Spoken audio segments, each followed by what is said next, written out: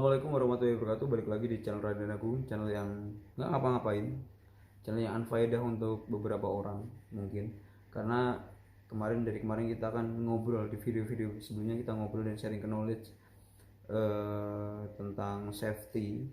Dan mungkin beberapa bulan terakhir saya juga nggak upload video karena memang ada agenda-agenda yang memang tidak bisa untuk fokus dulu ke YouTube. Dan ada juga atau teman-teman yang bertanya terkait dengan Hira DC dan JSA atau Hazop dan lain sebagainya.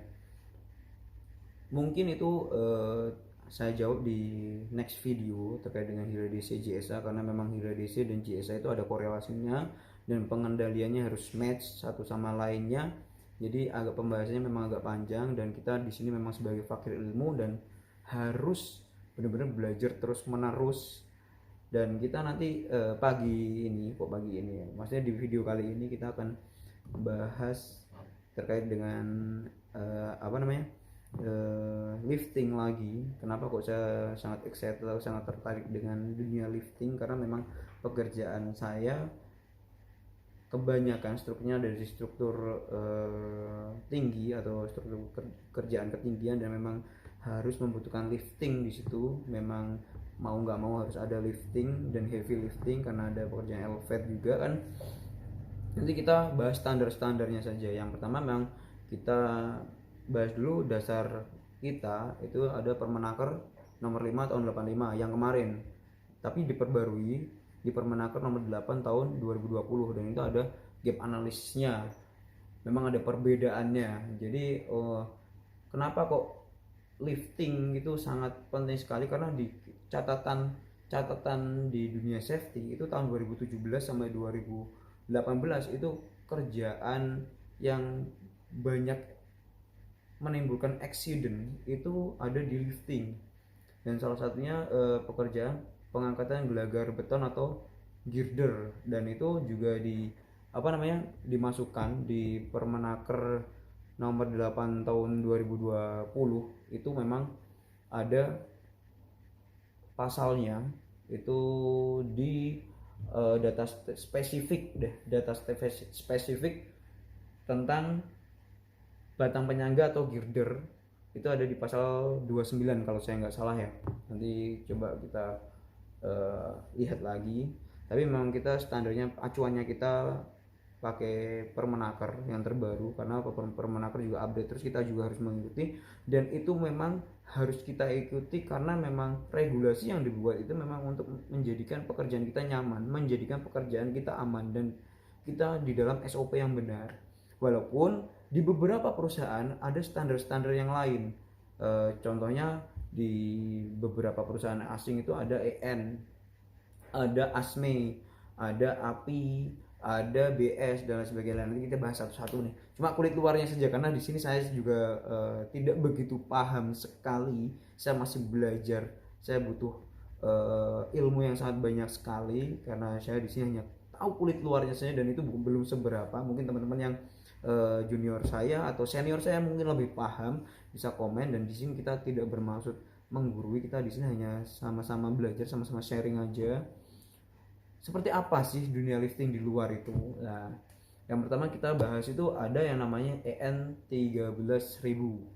EN 13.000 itu singkatan dari European Norm. Nah, bahasa singkatnya atau bahasa gampangnya itu standar Eropa atau European Standard. Dan kode 13.000 itu lebih masuk ke lifting, lebih masuk ke crane, lebih masuk ke pengecekan pesawat angkat dan angkut, hoist, sling dan lain sebagainya dengan standarnya mereka. Dan itu kebanyakan ada di perusahaan-perusahaan yang memang dari Europe yang kesini, contoh kayak British Petroleum. Dan itu pun British Petroleum sendiri pun punya best practice juga, atau mempunyai pelatihan sendiri juga, tentunya dengan praktisi-praktisi yang memang sudah expert di bidang lifting. Tuh. Yang kedua ada yang namanya ASME. ASME standar, ASME untuk lifting atau ASME untuk pengangkatan, ASME untuk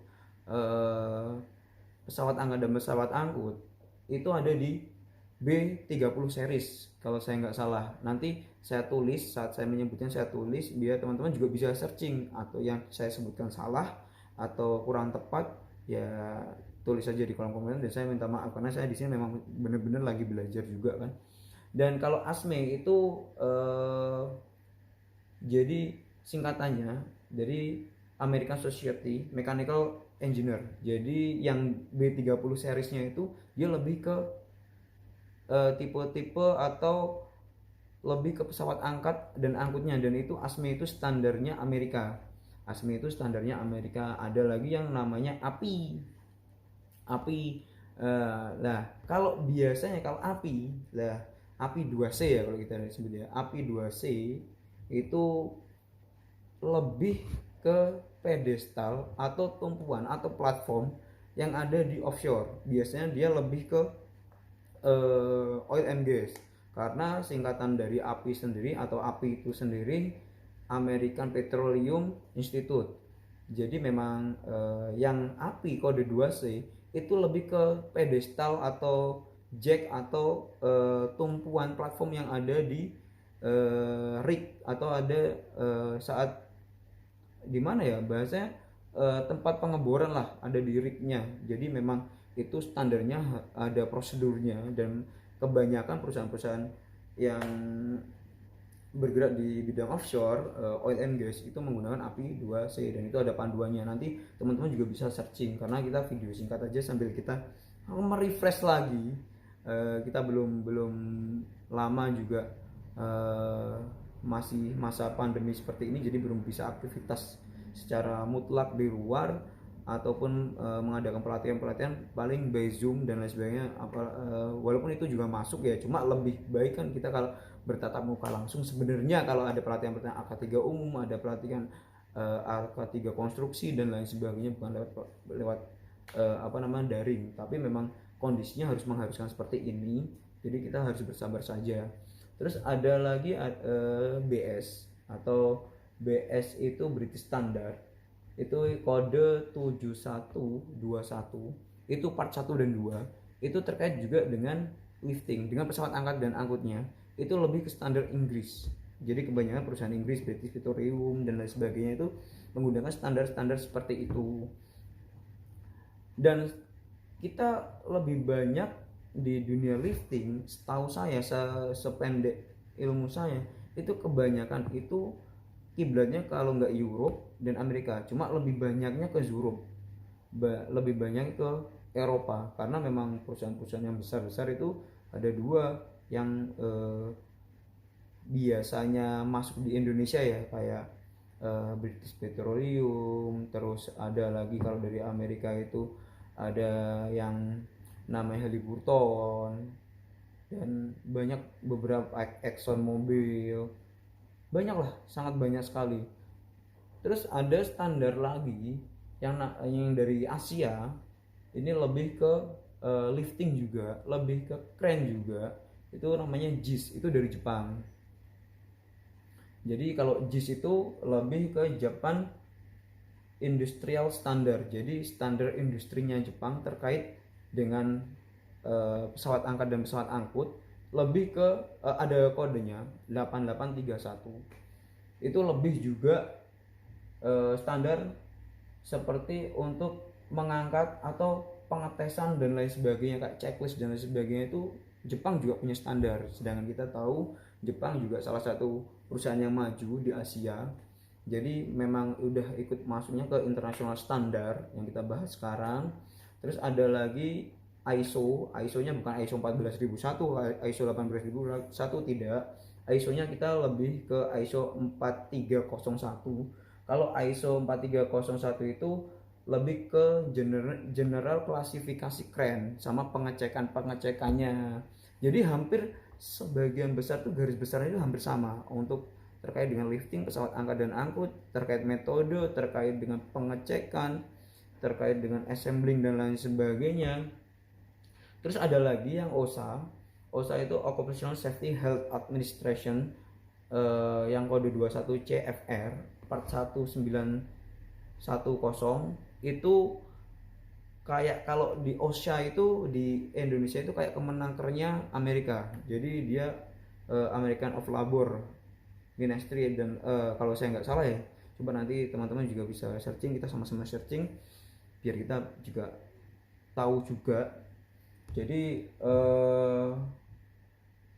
masih banyak sekali yang kita belum tahu. Saya hanya mau ngobrol ini loh, kita itu di bidang safety itu, saya pribadi itu belum ada apa-apanya dengan ilmu yang sangat banyak sekali di luar. Makanya di sini kita sebagai fakir ilmu, kita harus belajar, saling menyemangati, semangat belajar, karena memang benar-benar di luar sana masih banyak standar internasional. Kayak kemarin teman saya di salah satu perusahaan Amerika safety juga, dia lebih dari perusahaannya lebih mengedepankan sertifikat-sertifikat yang kelasnya udah internasional. Contoh kayak Nebos IGC, terus Boschit, Opito, dan lain sebagainya lah. Sedangkan yang saya sendiri di perusahaan konstruksi yang notabene berada di Indonesia, dan beberapa ada perusahaan dan membuka divisi di luar negeri, karena saya memang kurang ilmunya dan kurang untuk pengetahuannya. Yang saya tahu sebelum saya belajar tentang standar-standar seperti ini ya, hanya AK3 umum, AK3 konstruksi, K3 pesawat angkat dan pesawat angkut. Padahal di situ sangat banyak sekali ya. Semoga aja teman-teman yang menonton video ini berkesempatan untuk belajar lebih, untuk mendapatkan pekerjaan yang lebih.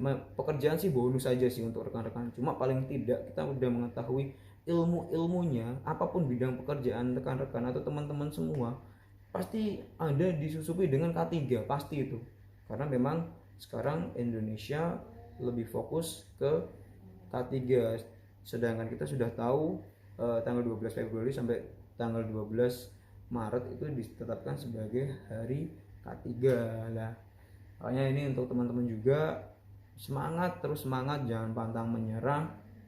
Nanti ada beberapa yang kita bahas next video mungkin tentang gap analysis terkait perbedaan dari Permenaker nomor 8 tahun 2020 yang terbaru sama Permenaker nomor 5 tahun 85. Itu ada beberapa gap analisis yang memang saya lihat, dan saya juga nggak belajar sendiri tentunya. Saya punya teman-teman dari praktisi kemarin kebetulan, jadi memang nanti kita belajar bareng dan kita akan share. Mungkin itu saja yang dari saya untuk video yang singkat ini.